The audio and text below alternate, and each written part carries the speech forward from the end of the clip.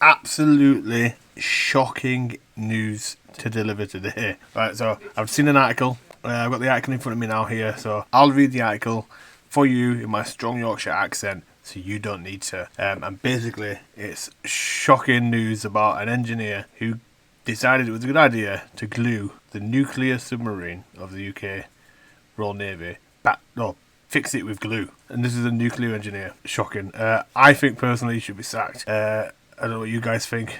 Let me know in the comments. But yeah, let's get into the actual article. So, nuclear engineer glued broken submarine bolts back together in an unforgivable error. To write. The unsatisfactory repairs to HMS Vanguard's cooling pipes were discovered after a bolt fell off whilst being tightened during checks inside the reactor chamber. So this isn't just pipes in general. This is the cooling pipes for the reactor. It is understood that the bolts which were providing insulation onto elements of the pipework snapped off after being over-tightened and were then glued back on by staff at Babcock, a defence contractor. If you don't know who Babcock are, Google them, guys. However, Navy sources criticised the nuclear engineering company for the lack of transparency for having reported an issue but failing to disclose all the details. They said, nuclear engineering is meticulously managed, and while the effect of this failure is insignificant, the actual act is unforgivable. Instead of replacing the bolt, they glued it back on, and that's not right.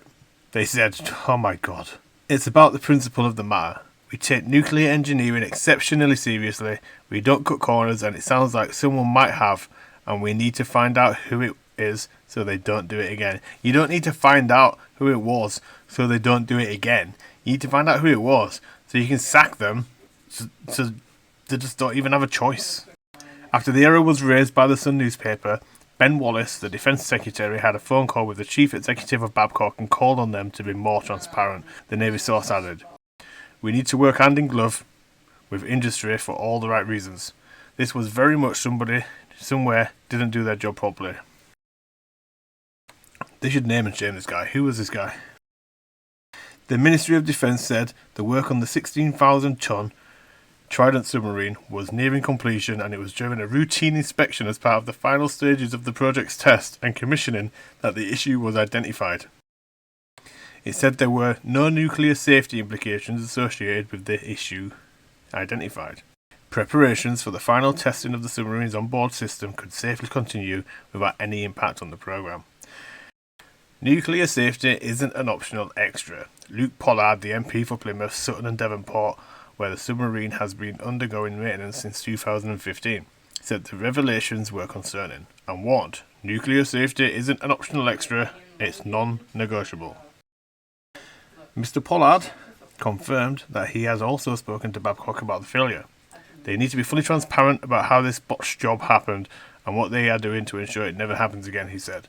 Babcock spokesman said, "Any quality related issue is a huge disappointment, but our own robust inspection processes discovered the issue, and we have taken immediate action to resolve it." Oh, so it was Babcock that discovered their own fault.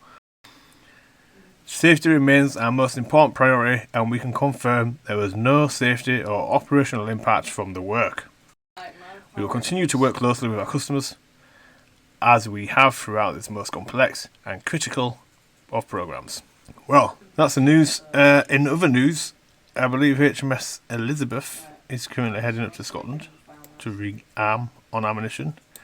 And then, in a couple of months' time, it'll be heading out as part of a carrier strike group again. So that'll be interesting to report on. And thanks for watching the video. And if you want more news and information, then please leave a like and subscribe so that I actually know that you enjoy the videos. So thank you very much, and I'll see you next time.